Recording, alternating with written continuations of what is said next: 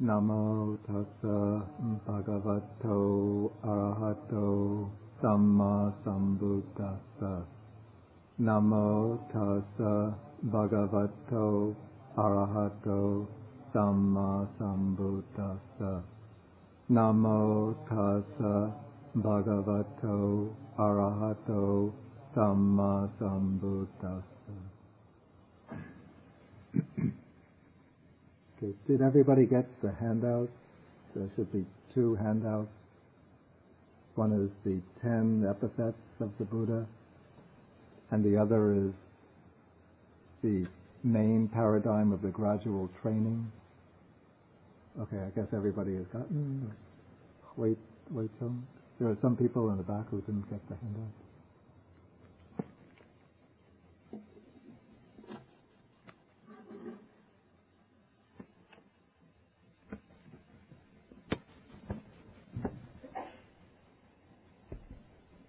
Okay, last week we had just started to study Sutta number 27 in the middle length discourses, the Culahatthipadopama Sutta. This is the shorter discourse on the simile of the elephant's footprint, which begins on page 269 of the book.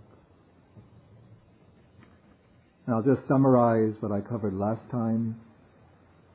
The sutta begins when a prominent Brahmin named Janusoni, he was the chaplain to King Pasenadi of Kosala. He is leaving the city of Savatthi in a very distinguished chariot, an all-white chariot drawn by all-white mares. And he sees a wanderer named Pilotika who is coming in the distance, and he asks him where he is coming from. And this wanderer Pilotika says that he is coming from the presence of the recluse Gautama, that is the Buddha. And then the Brahmin Janusoni asks whether this wanderer considers the Buddha to be a wise man, and the wanderer replies that he's not really qualified to judge the Buddha's wisdom, since the Buddha is praised by those who are much wiser than himself. And then Janusoni asks him why he has such high opinion of the ascetic Gautama of the Buddha. And he explains, he uses the simile of the elephant's footprint. He says that if a wise elephant woodsman, that's a person who goes trying to track down elephants in the woods in order to catch, this is the kings in this period, or even not only the kings, well especially the kings would like to catch elephants to use for the labor of the capital. And even very prominent businessmen would catch elephants to use for work projects, construction projects. And so to get elephants, you have to track them down in the jungle, and you have to know where to find them. And especially prized would be the big bull elephants, the tusker elephants. Even this is still the case, I have to say, in Sri Lanka today, I've seen it with my own eyes, how the big tusker elephants are especially prized. And so one has to know how to find them, and the way to find them is by tracking them in the woods, getting a skilled elephant hunter to track their footprints. And he has to look in the woods where the elephants wander and be able to judge from their footprints which are the footprints of a big bull elephant. Yeah, please come and take a seat.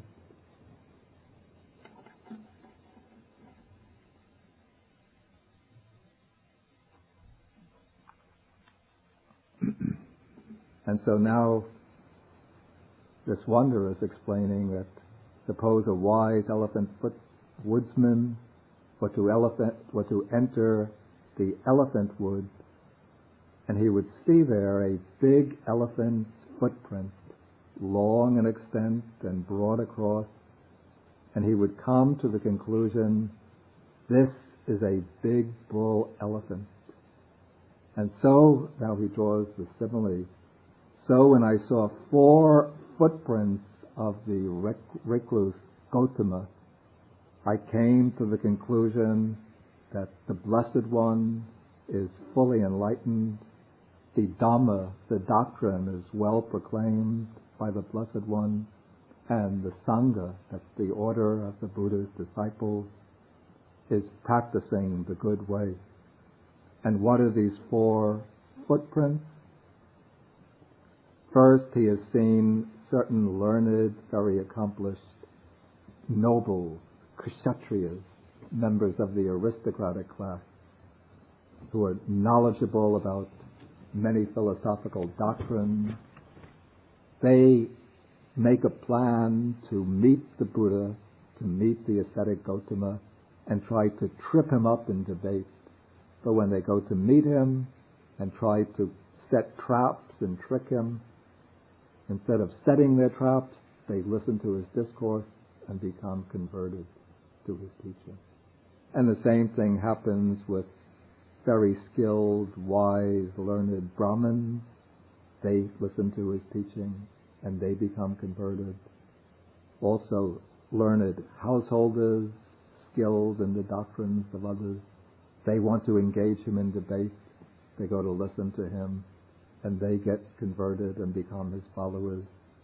And then learned recluses, these are the wanderers, the ascetics, who have devoted their lives to the quest for liberation.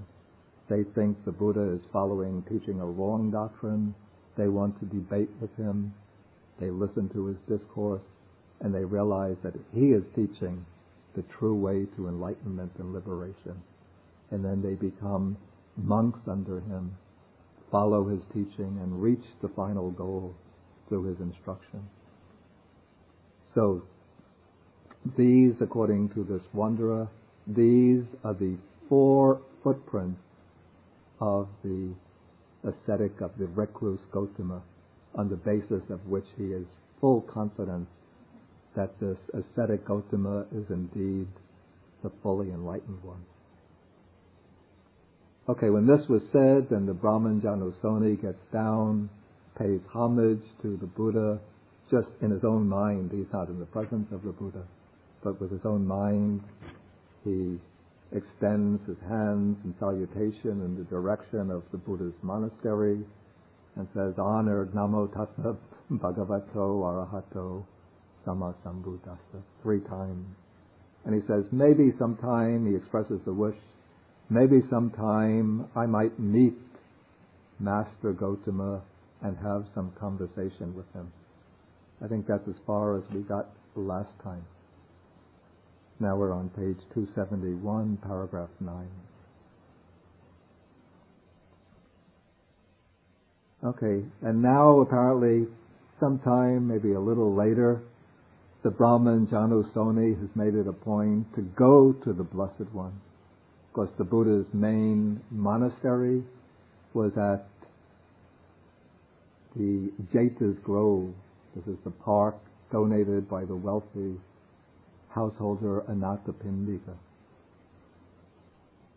And so the Brahman Janusoni went to the Buddha, exchanged greetings with him, and then after this exchanging friendly conversation, he sat down and related his conversation with the wanderer. And at this point, then the Buddha said to him, "At this point, Brahman, the simile of the elephant's footprint has not yet been completed in detail. As to how it is completed in detail, listen and attend carefully to what I shall say." And the Brahmin says, "Yes, sir." And the Buddha continues. And now, in the next paragraph, we're going to see what I take to be a distinct sign of the historical Buddha's real particular, at least one feature of his real specific genius. In this earlier, as I related this earlier discourse, there was one little logical fallacy which we could easily have overlooked. Probably all of us did. But the Buddha, and how the Buddha, as a wandering ascetic, would have been able to catch that fallacy is something which is quite remarkable. But he brings it up in the next paragraph. Suppose an elephant woodsman were to enter an elephant wood and were to see in the elephant wood a big elephant's footprint, long in extent and broad across. Now the Buddha was not trained as an elephant woodsman, but he knows how an elephant woodsman would think. He says, a wise elephant woodsman would not yet come to the conclusion, indeed, this is a big bull elephant. This is a point of inferential logic, you could say. Why is this? It's something based on experience. Because in an elephant wood, there are small female elephants that have big feet. And they would leave a big footprint. And this might be one of their footprints. It's a little bit like, one says, there's a line that, okay, all crows are black. X is a crow, therefore X is black. Well, maybe it's not the case that all crows are black. There might be albino crows which are white. And X might be an albino crow, so maybe X is a crow, but it's not black. Okay, so the elephant woodsman follows it, he goes along, and now he sees in the elephant wood a big elephant's footprint, long in extent and broad across, and some scrapings high up. Now if there's a big bull elephant,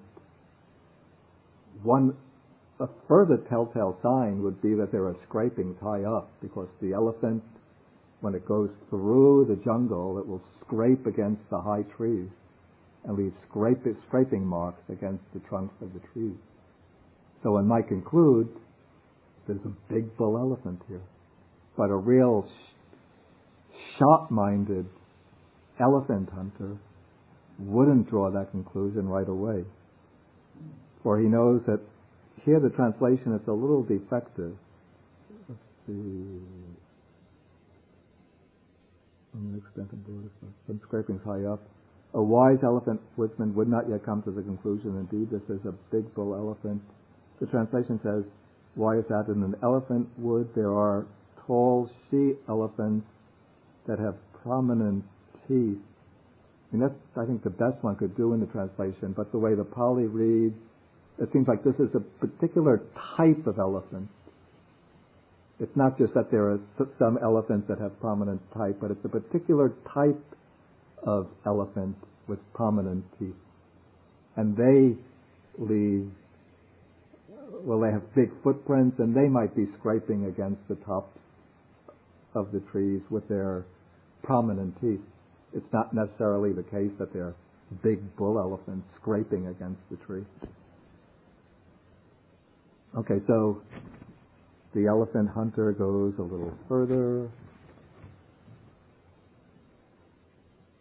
and then he sees in the elephant wood big elephant's footprint, long in extent and broad across, some scrapings high up, again, still it's a strong sign that there might be a big bull elephant, but not a conclusive sign, and then marks that look like they might be made by tusks. Now, a wise elephant woodsman, still, if they were indeed made by tusks, one could come to the conclusion that there's a tusker. It's a big elephant with tusks. A big bull elephant with tusks. But the wise, truly wise elephant woodsman doesn't yet come to that conclusion. Why is that? Again, in the text, the Pali text, it says that there's a particular class or type of elephant. In the elephant wood, there's a type or class of tall she-elephants that have tusks and leave a big footprint. And this might be one of their footprints. So again, his evidence is getting stronger and stronger, but it's not yet strong enough to draw the conclusion. Like, this is the mark of the Buddha. He's a very rigorous thinker. Like, he won't draw a conclusion unless there's completely compelling evidence for it, and particularly direct empirical evidence, direct, what I call ocular, experiential evidence. Okay, so now he's the elephant hunter. He's following the elephant's footprints further, and he sees in the elephant wood a big elephant's footprint, long in extent, broad across. He's still seeing the scrapings high up. He's seeing marks made by tusks, broken off branches. And then he comes to a clearing in the woods, and he looks ahead, and there he sees it, that wonderful sight. It's really wonderful when you see that bull elephant in the woods. The bull elephant at the root of the tree, or walking or in the open space, walking about, sitting, lying down, and he comes to the conclusion, this is that big bull elephant. And so now he sees for himself, and so he doesn't have to draw the conclusion inferentially. It's not a matter of inference or just logical deduction, but now he sees with his own eye that this is the elephant right before me. And so he's followed the elephant's footprints, and they've led him to the elephant, and now he knows that there is indeed a big bull elephant in the woods. Okay, so now the Buddha is going to apply this simile, and he's going to do so by introducing a fixed paradigm which occurs many times with a number of variations throughout the discourses. We have a somewhat more elaborate version that occurs in the Digha Nikaya, the long discourses, and then a somewhat more compressed version that occurs in the Majjhima Nikaya, in the middle-length discourses. And this sequence or pattern opens with a paragraph which describes the appearance, the arising of the Buddha in the world. And it begins with a fixed formula which enumerates the Buddha's qualities or primary epithets. So we have this paragraph. So too, Brahman, here a Tathagata appears in the world,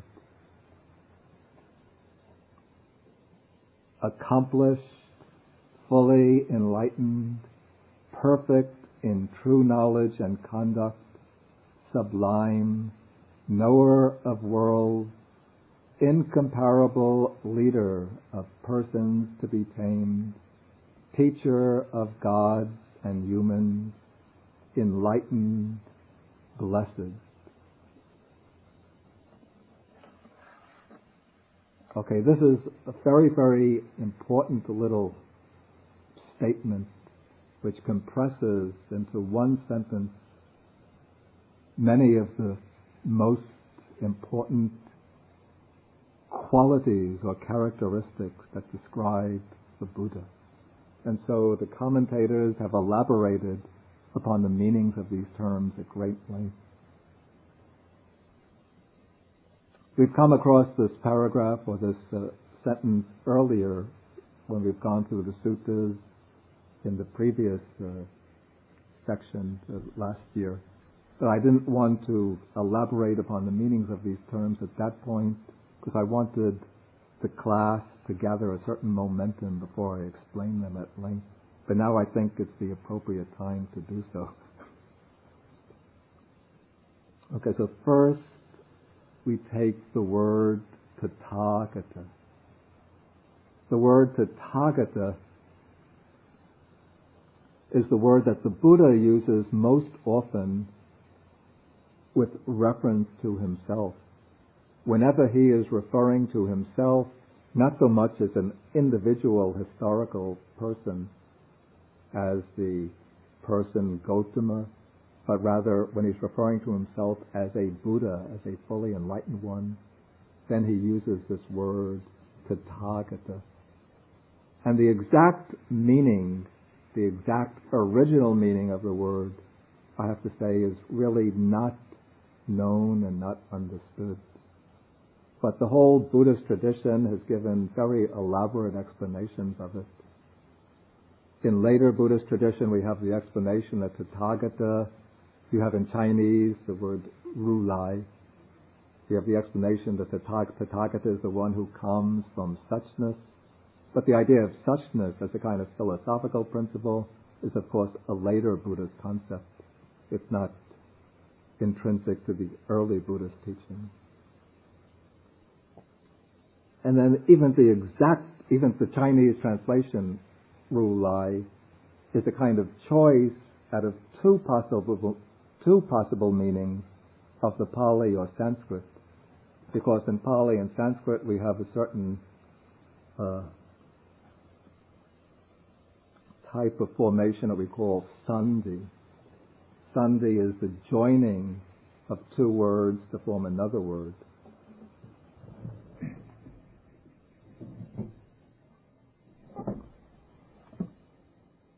So the word Tathagata could be formed from either Tattha plus Agata or Tattha plus Gatta. Tattha, the word Tattha means thus or such,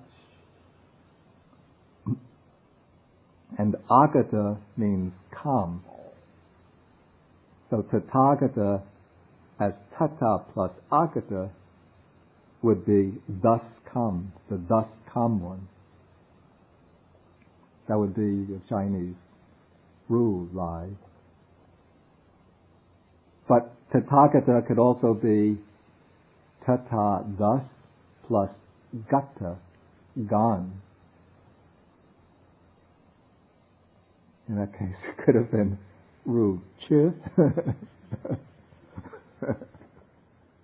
And now this word Tathagata was not unique to Buddhism, but it seems that, well, from the evidence of the text, it was used in many of the spiritual communities contemporary with the Buddha to designate the perfectly accomplished person within their own spiritual discipline. So the word Tathagata, many of these schools use the word Tathagata to mean the person who had reached the supreme or ultimate attainment. And there were debates going on in all of these schools. What is the destiny of the Tathagata, the accomplished one, after death? Does he exist? Does he not exist? And so it seems that the Buddha took this term over from the contemporary usage, and then it became a quite characteristic term within his own system. And though the term is not given any kind of systematic explanation within the very early Buddhist scriptures, but the Buddhist commentators have tried to find ways to read almost the entire meaning of Buddhist doctrine in this one term, Tathagata. The Pali commentators tried to explain the word Tathagata in terms of 8 derivations. But I've taken only the 2, what I think are the 2 most important ones here. One is Tathagata as Tata Agata, the one who is thus come. And the commentators say he is called thus come because he has come to Buddhahood thus. Thus means in the same way that all the Buddhas of the past have come to it. That is, by fulfilling the 10 spiritual perfections, the 10 paramis, by making, there are a certain number of great sacrifices, the self-sacrifices that he has to make, by acting for the welfare of himself, the welfare of his relations, the welfare of the world. There are different categories of requisites that have to be fulfilled to attain Buddhahood. And since every Buddha arrives at Buddhahood by fulfilling these same requisites, they are all said to come or to arrive at Buddhahood thus, in the same way. And then the other most important meaning, doctrinal meaning of Tathagata is Tata plus Gata, thus gone. And here the commentaries read into this the sense that he is gone to nirvana thus. That is, he is gone to nirvana in the same way that all the liberated ones have gone to nirvana. That is, by practicing the 4 satipatthanas, the 4 foundations or establishments of mindfulness. Here they bring in the 37 aids to enlightenment, the 4 right efforts and so on, the 7 factors of enlightenment, the Noble Eightfold Path. To find out the others, you have to come to the Saturday afternoon lectures. Okay, so this is, in brief, Tathagata. But the Pali commentator Buddhaghosa gives 8 explanations. Some of them are quite fanciful. Then his successor, the commentator Dhammapala, is not content with 8, but he has to pile on still a few more through his own ingenuity. So it becomes, quote, get page after page after page of the most complicated Pali. But I think this is quite sufficient to know these 2 main explanations. Okay, the next epithet or designation, which is translated here, not so happily, accomplished, is actually the word arahan, or arahat, alohan. And this was another word which was used among the different spiritual communities even prior to the arising of the Buddha. And it's a word which is still used in Jainism. The word arahang comes from the verb arahati, which means to be worthy.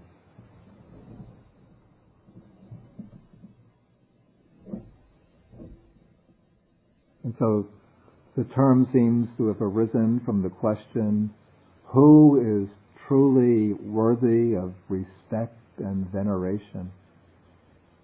And from the attempt to answer that question, the answer came that the one who is truly worthy of respect and veneration is one who has completely eliminated all mental defilements, all the pollutions, corruptions of the mind, and the one who has completely achieved complete liberation from all of the bonds of conditioned existence. This was the shared understanding amongst many of the ascetic communities during the time of the Buddha.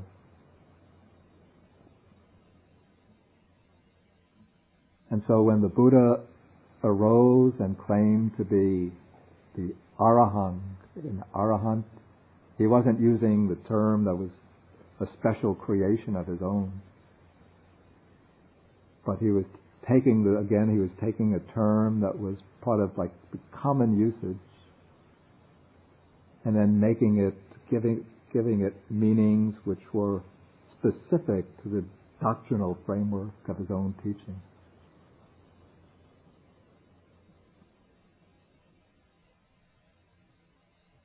And so within the Buddha's teaching, the Arahat, the Buddha as Arahat, well, the word Arahat is used not only for the Buddha himself, but for the Buddha and all disciples of the Buddha who achieve this complete purification of the mind and liberation from the cycle of birth and death.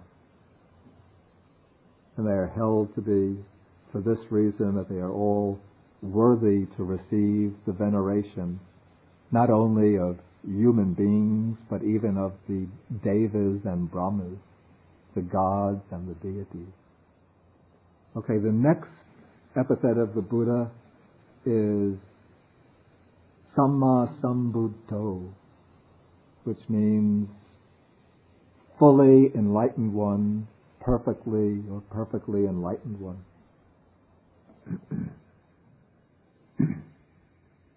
As a kind of explanation of this, one might take the statement in Sutta number 12, that's the Mahasihanada Sutta. This is on page 167, amongst the 4 kinds of intrepidity or 4 kinds of self-confidence.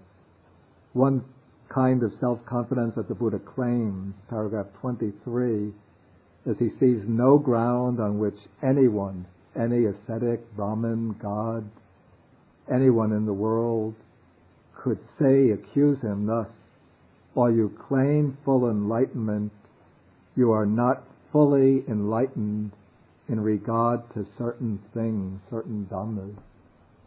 So in other words, it's said that the Buddha is one who has become fully enlightened to all dhammas, all things.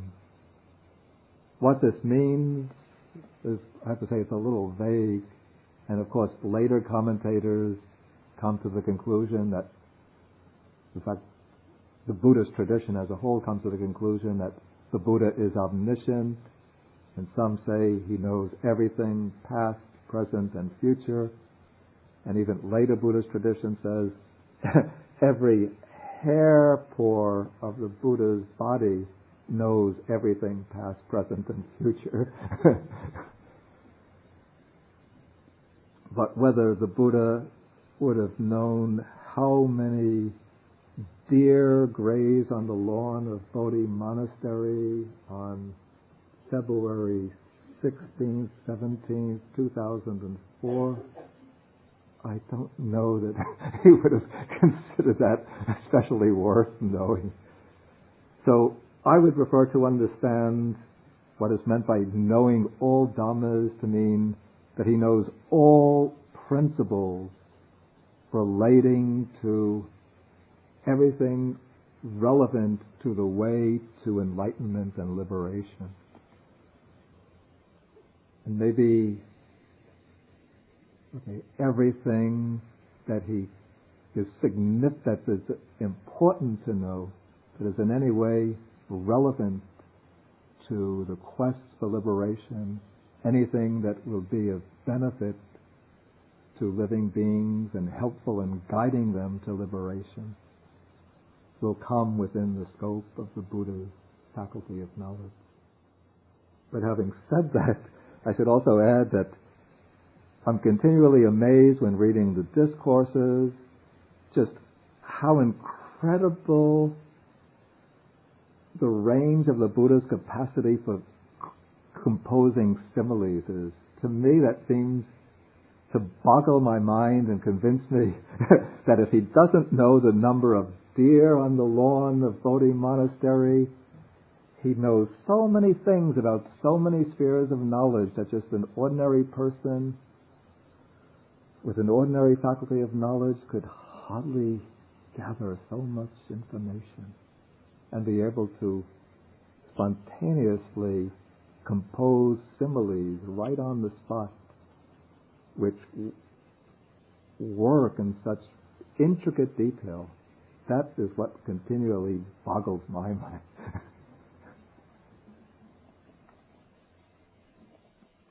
Okay, then in the Pali tradition, there's a work that might date about the 2nd century BC, several centuries after the Buddha's passing away, called the Patisambhida Magga, which tries to elaborate upon the types of knowledge that pertain to the Buddha's enlightenment.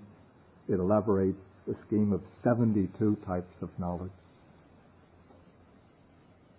And amongst these it includes what's called the knowledge of omniscience and the unobstructed knowledge. And it says that whatever dhammas there are, past, present, and future, all come within range of the Buddha's faculty of knowledge. But within the sutta texts themselves, the Buddha does not explicitly claim omniscience in the sense of knowing every particular fact. In fact, there's the sutta where he explicitly denies having such knowledge.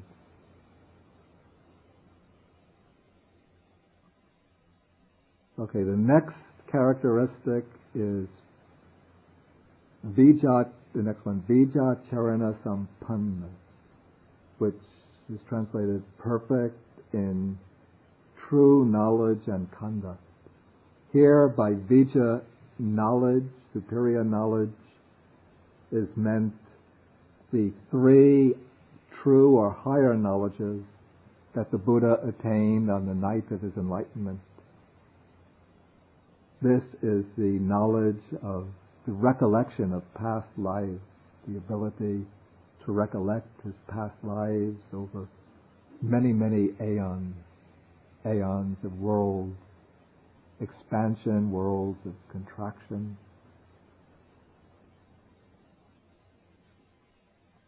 And the second is the ability to know the arising and passing away of beings from one state of existence to another.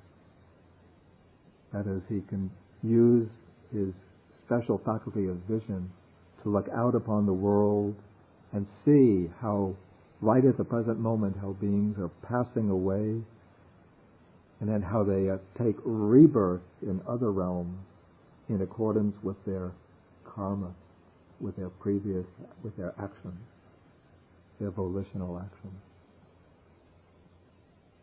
And then the third type of knowledge that he achieved on the night of his enlightenment was the knowledge of the destruction of the defilements. He saw how those root defilements that had kept him in bondage to samsara through beginningless time, he saw how those defilements had been completely uprooted so that they could never arise again. And he knew that now these defilements were utterly obliterated, so the mind is completely free, completely purified.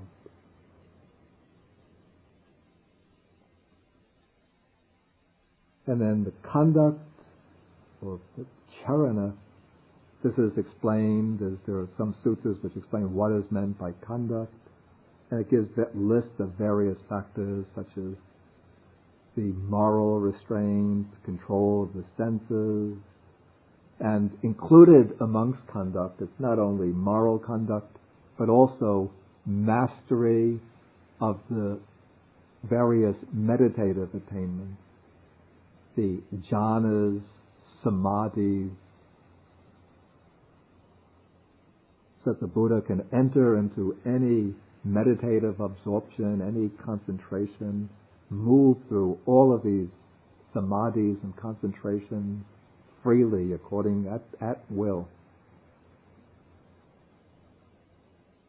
And he can guide others in the attainment of these samadhis according to their faculties. But that's going a little too quickly. I'm getting ahead of myself. Okay, then briefly the commentaries say, when we speak of perfect and true knowledge and conduct, true knowledge is the knowledge of whatever is good and harmful for other beings, and conduct is compassionate action to steer them away from what is harmful and direct them to what is beneficial. Okay, now the next word, the next term, again, any translation, it's not good. Sublime. I have to shift the blame here onto Venerable Nyanamoli. I just accepted what he used. But the Pali, it's hard to translate. The word sugata, su has that sense of good or well, and gata is gone, just like tathagata. So su plus gata would be something like well gone, which doesn't make sense, or good gone, well gone one. But the commentaries, and again this was a term that seemed to have been used quite widely amongst the spiritual communities of the Buddha's time.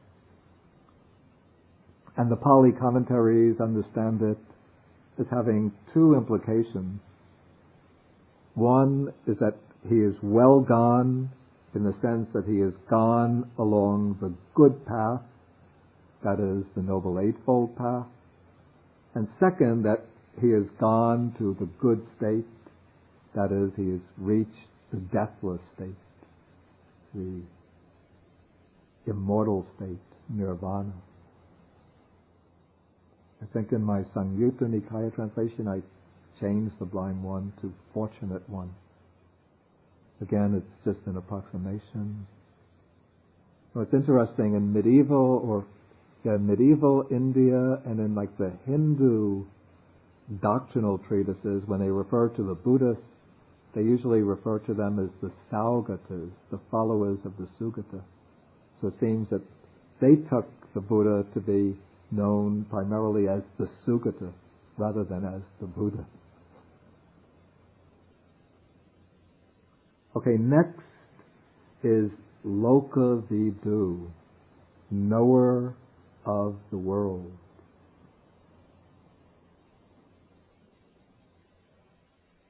And this, the texts themselves seem to substantiate this meaning, that the word world is used in different senses in the suttas. And so when the Buddha is said to be the knower of the world, it can be understood in different ways. One sense of world is the world of living beings, that there are different realms, many realms of existence. And even within this visible realm of existence, there are many, many different types of people with their own different mental tendencies. Then there are the animals and other beings which are not visible to us. And so the Buddha is one who knows this world of living beings with all the differentiation from the highest heavenly realms, and above them the Brahma realms, the divine realms, down to the lowest realms, the infernal realms. All of these come within the scope of the Buddha's knowledge. Then the word world is used in the sense of what I call the astronomical or geographical world. This is the sense of the world system spread out in measureless space and time. And even though the Buddhist account of the, you might call the astronomical world, doesn't agree exactly with that of modern science, but I have to say it comes quite remarkably close compared to any other system in any ancient religion. Like the Buddha speaks about time going back immeasurable aeons upon aeons upon aeons. And they speak about world systems upon world systems spread out inconceivable spatial distances.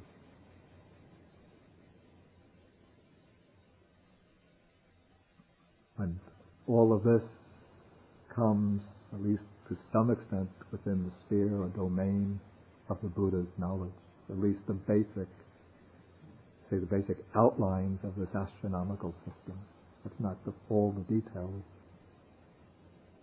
And then the third sense of world is something quite specific to the Buddha system. This is what is called, in Pali it's called Sankhara Loka.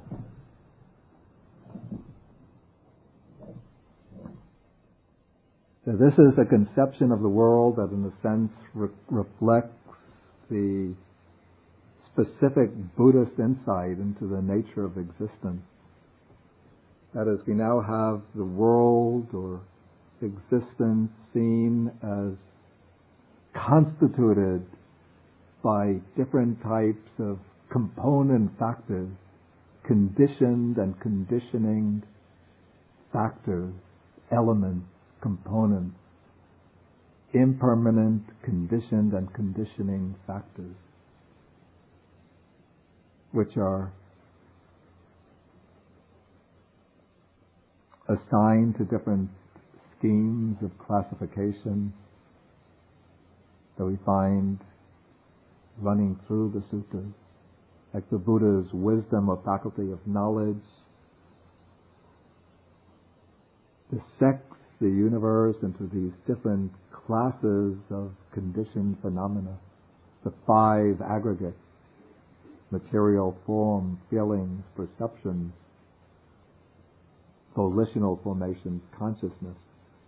Then the 12 sense bases, that's the 6 sense faculties: eye, ear, nose, tongue, body, mind. There's 6 objects: form, sound, smell, taste, touch, mental objects. The 18 elements, that's 6 sense faculties, 6 sense objects, 6 types of consciousness. So the Buddha is able to see how the entire world is just a flux of conditioned phenomena, and he's able to see how these phenomena fall into these different classes of components. In that sense, he is a knower of the world.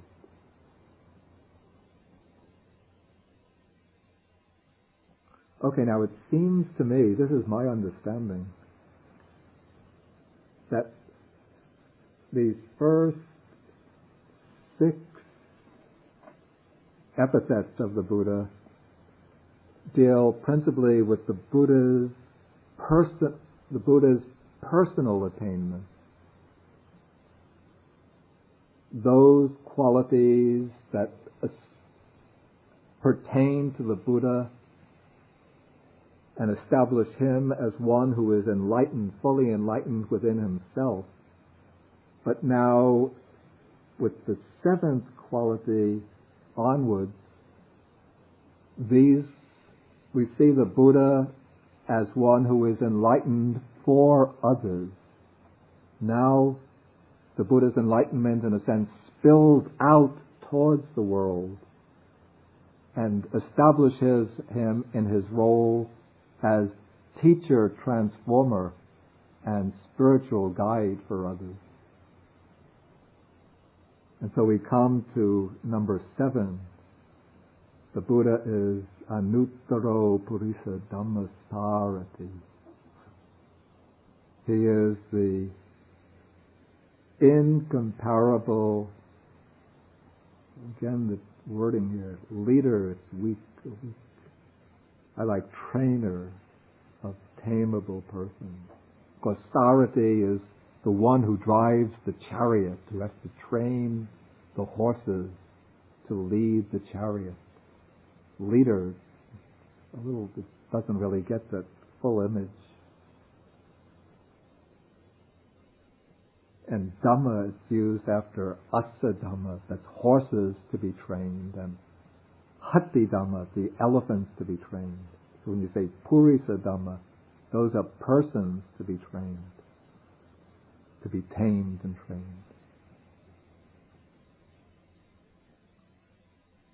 And so just as the elephant trainer trains horses, the elephant trainer doesn't train. Just as the elephant trainer trains elephants to do the work for the king, and just as the horse trainer trains horses to lead the chariot, so the Buddha, he finds people, even sometimes rough, violent people, deluded people, proud, arrogant people, and he trains them and tames them, breaks them in, transforms them, and makes them into wise, enlightened, noble people, enlightened individuals.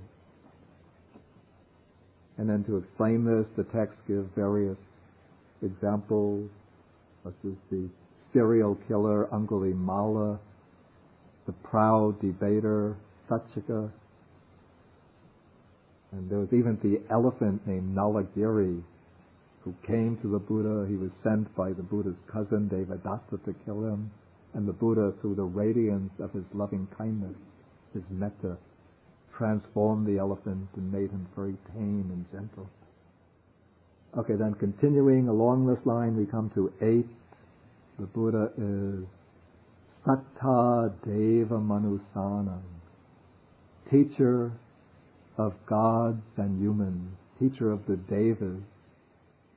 The Devas are the deities, and above the deities, even the Brahmas, the higher divinities in the higher world. Okay, then there are various suttas that one finds, I don't want to refer to them now, but throughout the Nikayas one sees in numerous suttas how the Buddha teaches not only human beings but also the gods from the different Deva worlds. Particularly, one should look in the Samyutta Nikaya, first chapter, Deva Samyutta.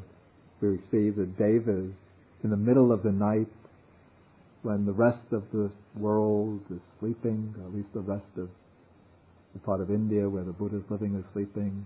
The Buddha is still awake, and during that certain hours of the night, the Devas from the heavenly world, they come to the Buddha, shedding their radiance over the monastery.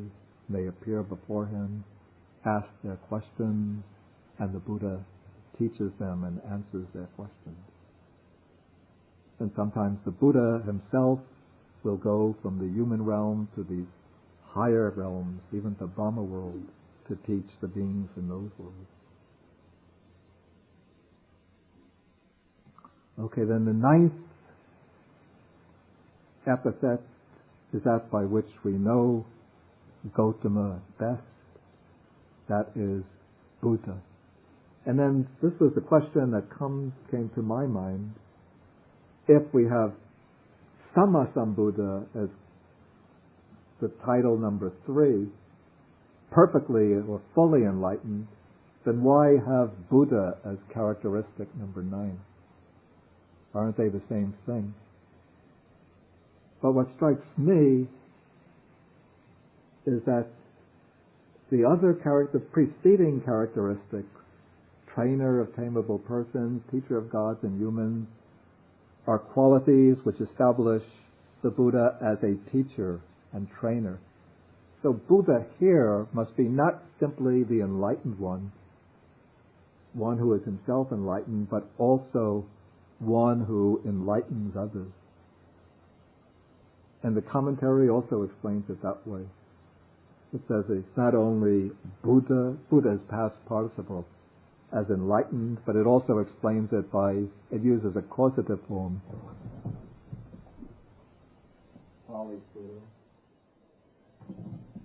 What's the nominative singular? Nominative singular, 3 of 3 Pali students. We didn't get to this lesson yet, so don't worry about it. You drop the R and make that A elongate, bodhita, bodhita, which means one who enlightens, one who awakens. And that is, he enlightens others to the Four Truths, the Four Noble Truths. Bodhita. It is a commentarial word, but to me it makes good sense as an explanation of the significance of Buddha. I mean, taken on its own, Buddha means just simply enlightened, and it would imply one who has understood him, who is enlightened himself, who has understood himself. But the question would be, why should it come? Why would you have to say Buddha if you've already said Samma Sambuddha? It seems even like a weaker term than Samma Sambuddha. Since Samma Sambuddha means perfectly, fully enlightened, as Buddha is just enlightened, then why should it come at so late? And then we come finally to the 10th term. Again, blessed is just not really satisfactory at all, but I don't know what to do with it. The word, the Pali, Sanskrit word is just so rich. Bhagava. It's sort of like the most exalted word that one could use for any teacher in Indian religion. Like every Indian religion, its most exalted personage is they call it Bhagava. Like for the Vaishnavites, the followers of Vishnu, then Vishnu would be their Bhagava, Krishna would be their Bhagava. For the Shaivites, Shiva is Bhagava. Yeah, the Bhagavad Gita is the song of Bhagava, Krishna. But for the Buddhists, it's Gautama, who is Bhagava. The word Bhaga has the sense again of fortune, share, portion. Va is one who possesses. But you can't, difficult to get a rendering just by taking the word literally. But the way it's explained in the commentary, I gave a quotation from Visuddhimagga. Bhagava is a term signifying the respect and veneration given to him as the highest of all beings and distinguished by his excellent qualities as the ancient commentators said, deserving honor and veneration, he is given the name Bhagava. And the Chinese, or the translators into Chinese of the Sanskrit text, tried to capture the same meaning with the word Shizun, which is world venerated or world honored one.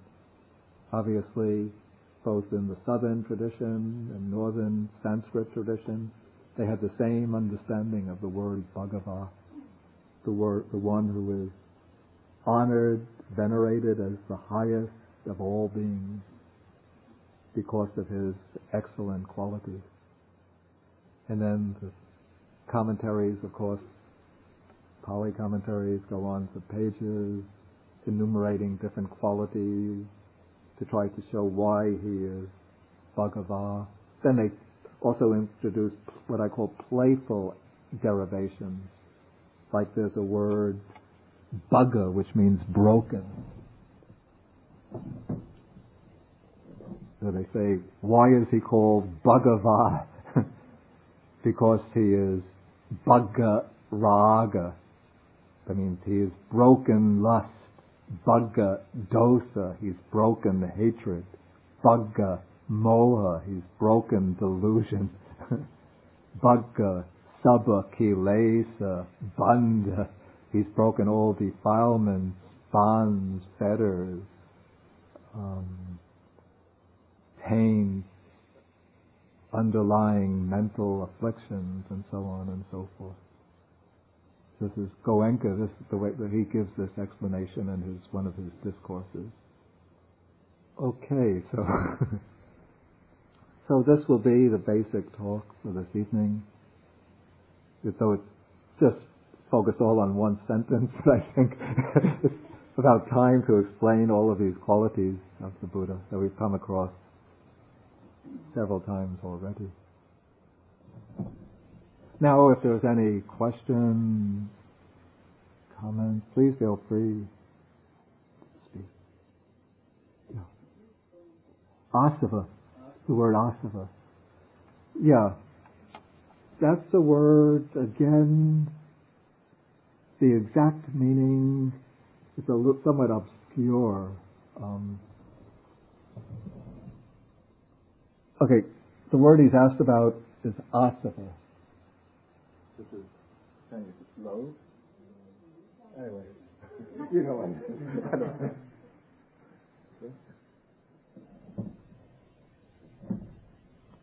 Yeah, the word asava, I think you brought it up because it occurs in connection with arhat. One who has destroyed all of the asavas.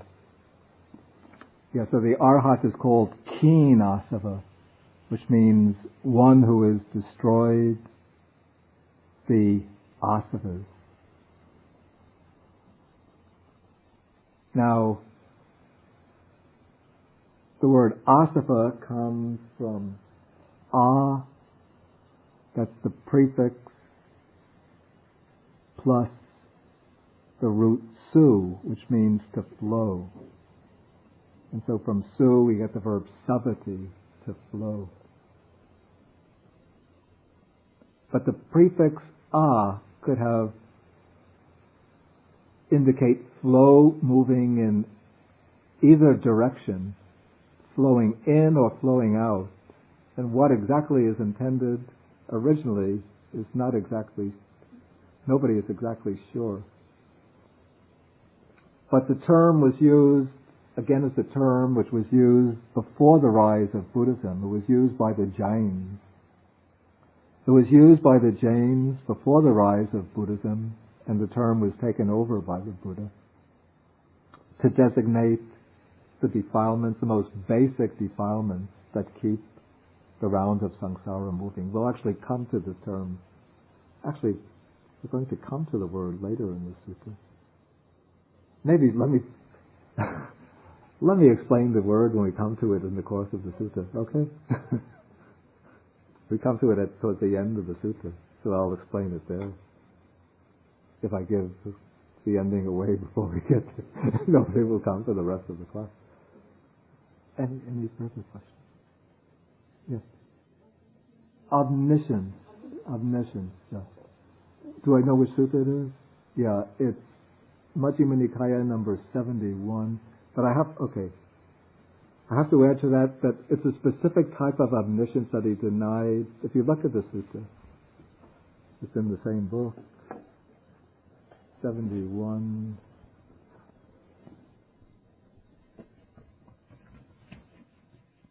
Page 587.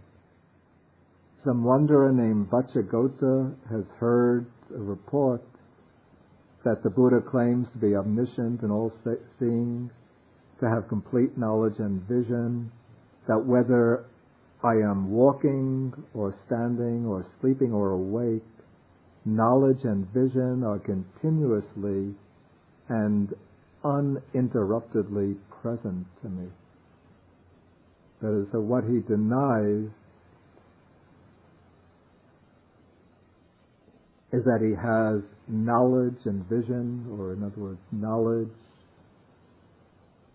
all knowledge, omniscience, continuously and uninterruptedly present all the time and in all activities.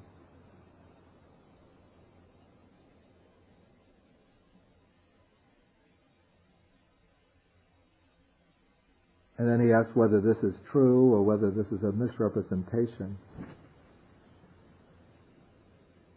And then the Buddha says that this is a misrepresentation. And then the wanderer says, how should I explain correctly in accordance with the Dhamma. And then the Buddha says, if you answer thus, you can say, if you want to speak correctly, you can say, the recluse Gotama has the threefold true knowledge. That is the recollection of past lives, the knowledge of the arising and passing away of beings, and the knowledge of the destruction of the taints. Okay, but this is, in a sense, this is a rejection of the type of omniscience that, according to the Buddhist text, the founder of the or the leader of the Jains, the Ganthanataputta, claimed for himself. But according to the Buddhist tradition, the way they comment on this text, it doesn't mean that the Buddha was not omniscient in a qualified sense. And the way this is understood by the Pali commentators, the Buddha was omniscient in the sense that he could know whatever he wanted to know. Not that he knows everything all the time, or even that he knows everything at any one time, but whenever he wants to know something, he just has to direct his mind to it, and whatever he wants to know will become accessible to him. So his faculty of knowledge is without obstruction, but it doesn't mean that he's knowing everything all the time. Or isn't that at any time he actually knows everything possible. Say that again. Yeah, it's not the sutra that's saying that, but this is the way the Pali commentators understand the Buddha's capacity for knowledge. Because they still want to ascribe omniscience to him in some sense, but they realize that it's not possible to regard him as being omniscient in the sense of knowing everything all the time, since he himself explicitly denies that. And also that leads to a lot of conceptual problems. To know, well, wisdom is the ability to know. It's not a particular thing that one knows. Yeah. In the sense that whatever he directs his mind to, he would be able to know. Yeah. 9. It doesn't have to be, but in the text one always finds them coming in this sequence. Yeah. Sama would mean it has several senses: complete, full, perfect, correct, right, proper. As I think, Jung. It's also quite possible that during the time of the Buddha that just these terms were just used to ascribe to the Buddha on different occasions, and that the compilers of the canon wanted to have a fixed formula for as a way of characterizing the Buddha. And so they collected these principal terms all together and arranged them into this sequence. And so as a way, whenever introducing the Buddha in the text, they would introduce him with this string of terms, this series of terms. Yeah, well, I think the 52 stages from the Avatangsaka Sutra, of course that would come much later. I don't know, it's all speculative, how these terms arose and how they came to be arranged in this sequence. Yeah. This Patisambhida Magga, it's available in a translation. It's published by the Pali Text Society. The translation is called The Path of Discrimination, I think. It's a pretty dry, I have to say it's a pretty dry abstract word. And a lot of it is, well, if you like lists of terms, you might find it interesting. the path of discrimination available from the Polytech Society, or maybe they have a distributor, a U.S. distributor, Pariyatti Books. It's translated again by Bhikkhu Nyanamoli. Okay, any further questions? Okay, then we will close for the evening and continue next week, moving more rapidly through the sutta.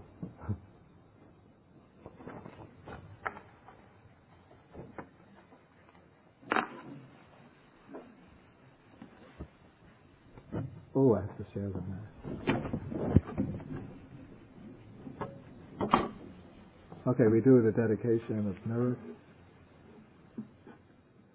Akasata Chagumata Deva Nagamahedika Punyantang Anumoditva Chirang Rakantu Sasanam Akasata Chagumata Deva Nagamahedika Punyantang Anumoditva Chirang Rakantu Desanam Akasata Chabumata Deva Nagamahedika Punyantang Anumoditva Chirang Rakantu Mankaram Etavatacham Hehi Sampadang Punya Sampadang Sabe Deva Anumodantu Sabha Sampati Siddhya Etavatacham Hehi Sampadang Punya Sampadang Sabe Bhuta Anumodantu